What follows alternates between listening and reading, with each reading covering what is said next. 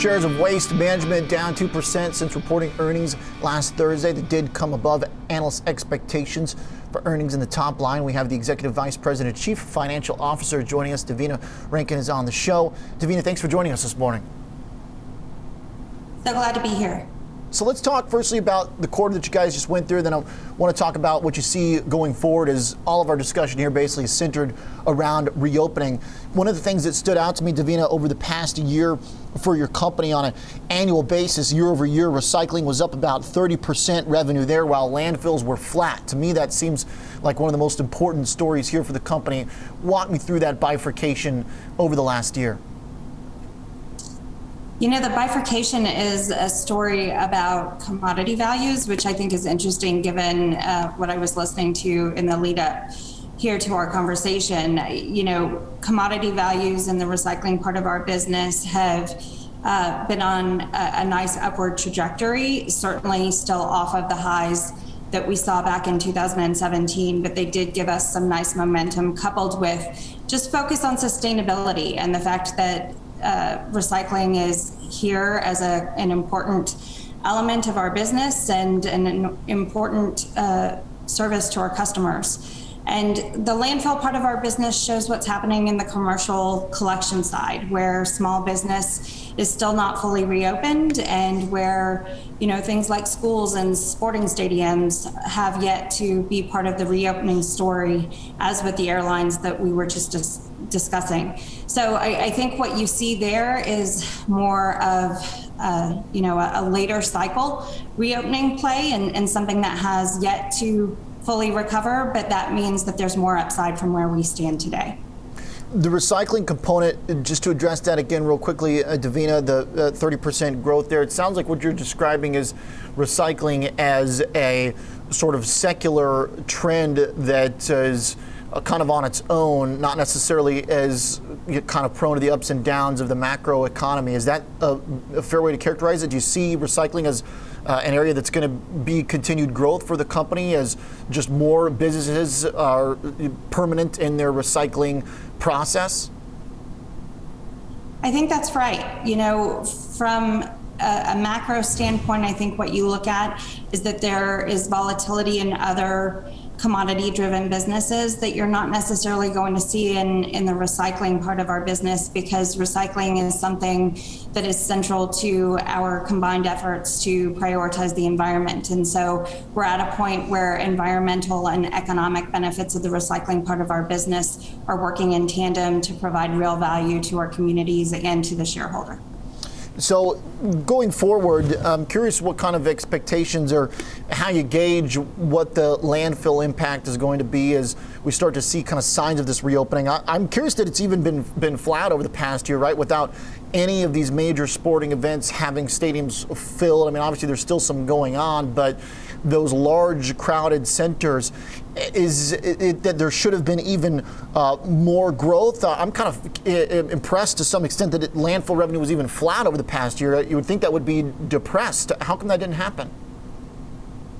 You know, that's really a mix of business story. All of us are putting more waste on our curbs because we're working from home, and so we're not necessarily consuming less. And I think, if anything, we all see that the consumer is pent up and ready to bounce and go out and engage in this economy again. And that's something that we see as providing upside to where we are today. And we are optimistic about recovery in tons, but I think it's a very strong statement about the fact that overall waste management really was within 1% of 2019 EBITDA for the year. And that really speaks to the resilience of this business, but also how well we have operated during the pandemic, and we're positioned for growth.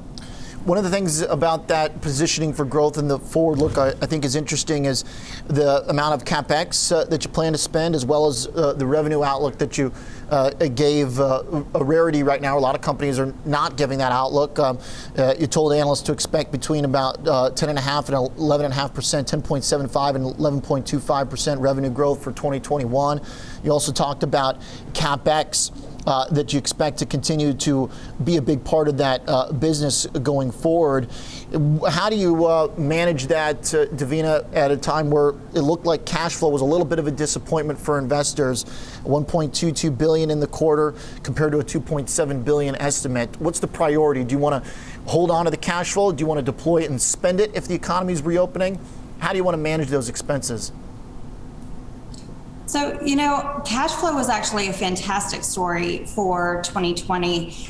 One of the things that we did in the fourth quarter that I think compared our output to estimates was we decided to forego the relief that had been provided by the CARES Act. And we went ahead and paid all of our foregone payroll taxes in the fourth quarter. That alone was one of the biggest drivers. We also accelerated some of our capital spending that we had planned for early 2021 into the fourth quarter.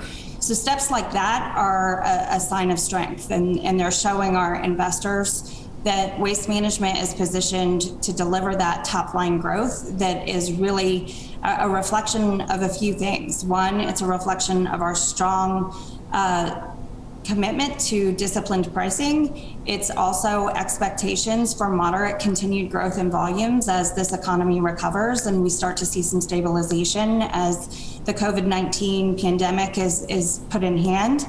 And then also in a lot of respects, this is about successful integration of our ADS business.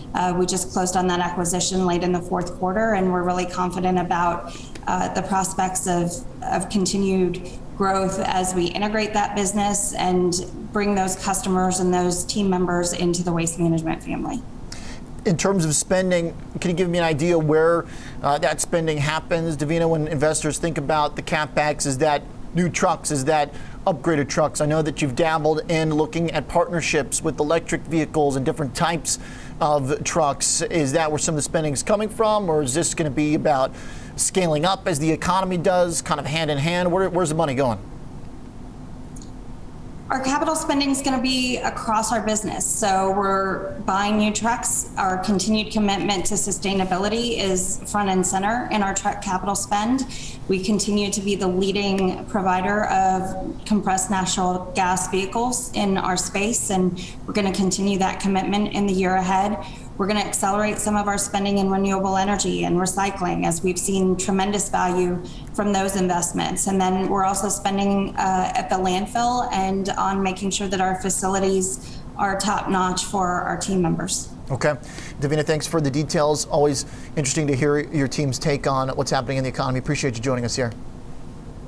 Thank you. Thanks a lot. Devina Rankin is the Executive Vice President and Chief Financial Officer at Waste Management.